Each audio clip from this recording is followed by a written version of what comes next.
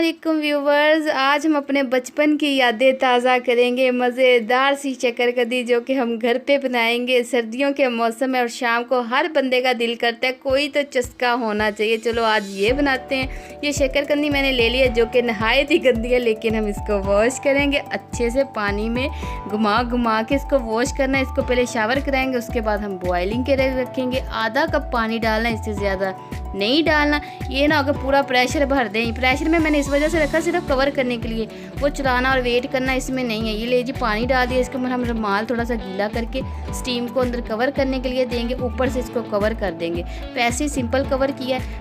2 minute मैंने तेज़ flame चलाया, 3 मिनट मैंने लो पे देखी। हमारी शक्करकंदी तैयार है जो कि हम खाएंगे मज़े ले ले के, और सबको घर वालों को खिलाएंगे। मिनटों में बना के घर पे ला के रखें और किसी वक्त भी बॉयल करें, कोई टाइम ना देखें। ले जी ज़बरदस्त हमने एक बॉल तैयार कर लिया। ऊपर चाट मसाला डाला, ऊपर हमने सॉस डाली, इमली सॉस डाले, कुर्बानी सॉस डाले। सब मिलके खाएं, मज़े से खाएं, और मैं कहती हूँ कमाल मज़े आने वाले हैं। Thanks for watching. मिलते हैं अगली वीडियो में।